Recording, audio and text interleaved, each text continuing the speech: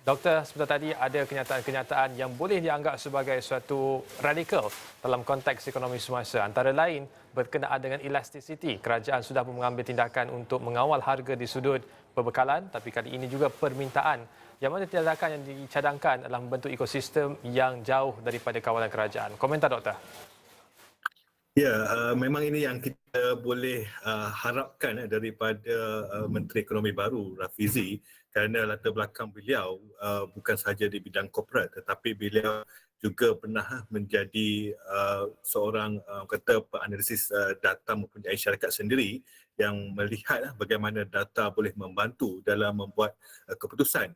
Di sini kita lihat bahawa jika kerajaan sudah mempunyai data makanan, minuman dan segala perbelanjaan seharian rakyat dan data itu boleh didapati dengan percuma, maka ini adalah satu peluang untuk mana-mana sesiapa saja, malahan startup ataupun mana-mana orang muda, pihak yang mahu melakukan ataupun mengambil kesempatan mewujudkan satu aplikasi sebagai contoh ataupun satu platform yang membolehkan rakyat terutamanya pembeli untuk membuat benda yang paling mudah sekali, iaitu membandingkan harga di kawasan setempat dan pilihan untuk memilih kerana mungkin selama ini sukar untuk menentukan kedai barangan mana yang lebih murah, kerana walaupun mungkin ada bersebelahan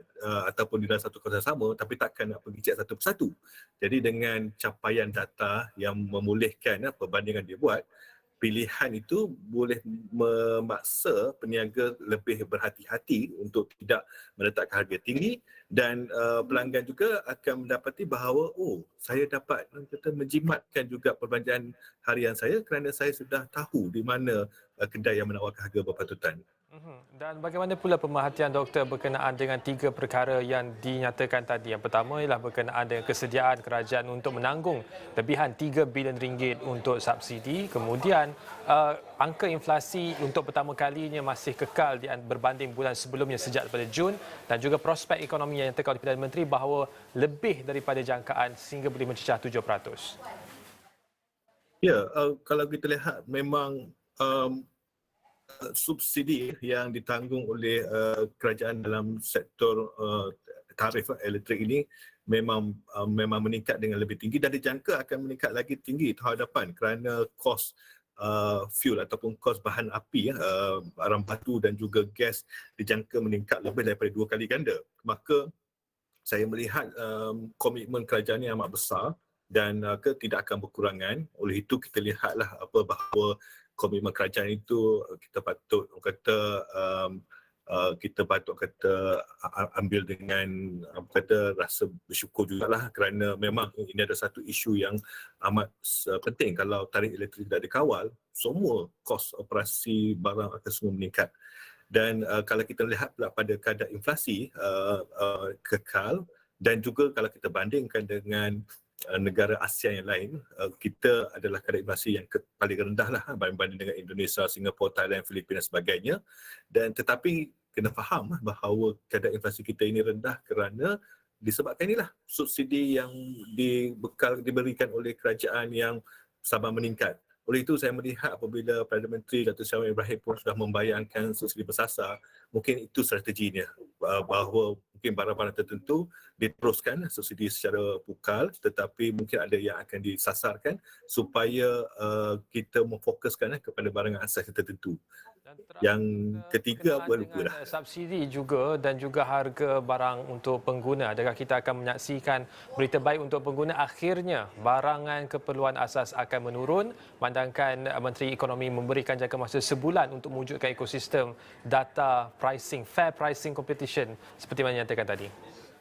Okey, kalau tentang barangan pengguna, terutamanya kalau kita tengok makanan dan minuman, uh, kadar purata 4%, tetapi kalau lihat sebenarnya meningkat lebih daripada 7%.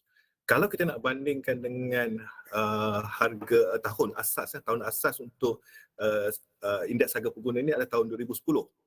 Uh, purata inflasi daripada 2010 hingga sekarang sebenarnya meningkat 29%, tetapi harga makanan dan minuman telah meningkat 48%, iaitu hampir 5%. Bayangkan dalam masa 12 tahun harga makanan kita sudah meningkat menghampiri 50%.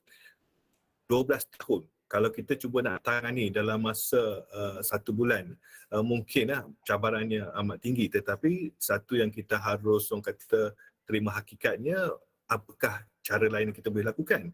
Oleh itu, tindakan ataupun perancangan yang dibuat oleh Kementerian Ekonomi ini memang kita harus beri sokongan, kerana kalau kita selalu buat benda yang sama selama ini, memang kita nampak dah tidak ada orang kata perubahan.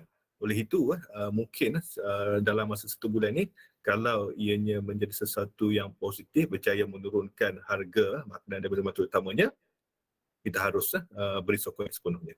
Baik, terima kasih Profesor Madya Dr. Ahmad Razman Abdul Latif, Penganalisis Ekonomi Putra Business School memberikan pandangan berkenaan dengan kenyataan Menteri Ekonomi sebelah tadi, dan ini merupakan satu ajakan baharu dalam usaha kerajaan untuk mengawal harga barangan, dan kita akan terus pantau dan berikan perkembangan semasa ke semasa.